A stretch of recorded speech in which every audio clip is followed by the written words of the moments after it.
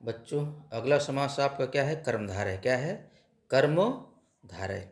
परिभाषा क्या है? जिस समास में पूर्व पद और उत्तर पद में विशेषण विशेष का संबंध हो वह कर्मधारय समास कहलाता है। अर्थात जो पूर्व पद क्या होगा? विशेषण होगा। उत्तर पद क्या होगा? विशेष होगा। या एक पद क्या होगा? उपमान होगा और दूसरा पद क्या होगा? उपमेय होगा। अर्थात विशेषण विशेष होगा या विशेष विशेषण होगा, उपमेय और उपमान होगा। तो सबसे पहले देखिए आप कि विशेषण होता क्या है। विशेषण का मतलब क्या है? संज्ञा या सर्वनाम, संज्ञा या सर्वनाम की विशेषता बताने वाला शब्द विशेषण क्या होता है? विशेषण का मतलब होता है संज्ञा या सर्वनाम की विशेषता बताने वाले शब्द को विशेषण कहते हैं। विशेष क्या होता है?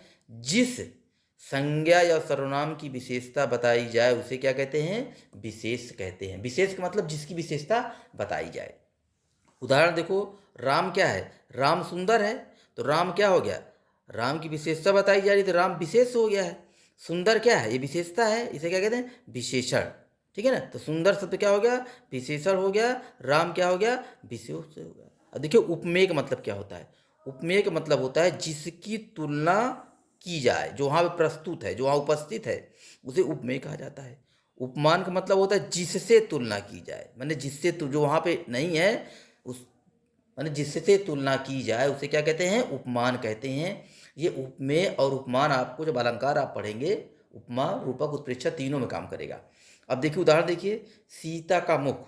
सीता का मुख चंद्रमा के समान सुंदर है। अब सीता का मुख क्या है? उपमेय है, क्योंकि इसकी तुलना की जा रही है। किससे की जा रही है? चंद्रमा से की जाए। चंद्रमा क्या है? उपमान है। हो सकता है आपको समझ में आ गया हो। विशेषण क्या होता है? विशेष क्या होता है? माने कर्मधारय समास का मतलब होता है जिस समास का पहला पद विशेषण हो, दूसरा पद विशेष्य हो या उनमें से कोई उपमेय हो और कोई उपमान हो, वहाँ पर कर्मधारय समास होता है। विशेषण का मतलब होता है सर्वनाम या संज्ञा की विशेषता बताने वाला शब्द। विशेष क्या होता है? जिस पुरुष की या जिस संज्ञा की विशेषता बताई जाए वो विशेष से होता है। उपमेय जिससे तुलना, जिसकी तुलना की जाए, माने जिसकी तुलना की जाए और जिससे की जाए वो उपमान होता है। जिसकी उपमेय और जिससे की जाए वो उपमान होता है। इसके आप एग्जाम्पल देख लीजिए। देखिए सबसे पहले क्या है? क्रोधाग्नि। क्या है? क्रोधाग्नि। क्रोध पहला पद है, उत्तर पद क्या है? अग्नि है। क्रोध रूपी अग्नि। कौन सी? क्रोध रूपी अग्नि। तो क्रोध अग्नि कैसी? क्रोध रूपी है। तो क्रोध क्या हो गया? विशेषण हो गया। क्या हो गया? विशेषण हो गया। अग्नि तो संज्ञा है ही है। महादेव। महादेव माने महान है जो देव, माने देवताओं में जो महान है उसे हम क्या कहते हैं? महादेव कहते हैं। मृग नयन, माने पहला पद क्या है? मृग है, दूसरा क्या है? नयन है। मृग के समान नयन क्या होता है? मृग के समान नयन। नील कमल, पहला पद क्या है? नील, दूसरा क्या है? कमल, अर्थात नीला है जो कमल। और एग्जाम्पल आप देख लीजिए। घन श्याम। क्या है? घन श्याम। श्याम कैसा है? घन के जैसा है, घन के समान। श्याम कैसा है? घन के जैसा है। यहाँ भी तुलना की जा रही है। श्याम किससे? बादल से की जा रही है। चरण कमल, चरण कैसा है? कमल के समान है। मैंने चरण की तुलना किससे की जा रही है? कमल से की जा रही है। किससे? कमल से तुलना की जा रही है। चंद्रमुख, मुख कैसा है? चंद्रमा के मुख के समान है। नील गाय, गाय कैसी है? नीली है। नील गगन, गगन कैसा है? नीला है। नीलांबर, अंबर कैसा है? अंबर माने आकाश कैसा है? नीला है।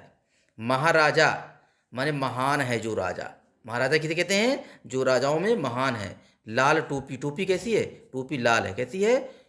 टोपी लाल है। तो टोपी की विशेषता कौन बता रहा है? लाल कर। सत धर्म, धर्म कैसा है? सत है, सत्य पर चल रहा है। तो सत क्या है? विशेषण है। क्या है? परमानंद, परम है जो आनंद। क्या है? परमानंद, जो परम है जो आनंद। वचनामृत माने वचन रूपी अमृत। पुरुषोत्तम, पुरुषों में क्या है? जो उत्तम है। भल मानस माने भला है जो मानस। कर्मधारय समास में समस्त पदों का विग्रह करते समय रूपी, समान, जो आदि तुलनात्मक शब्दों का प्रयोग किया जाता है। कर्मधारय का मतलब क्या होता है? विशेषण और विशेष। याद रखना आप कि हमेशा विशेषण या विशेष या उपमेय उपमान शब्द होते हैं किसमें, कर्मधारय समास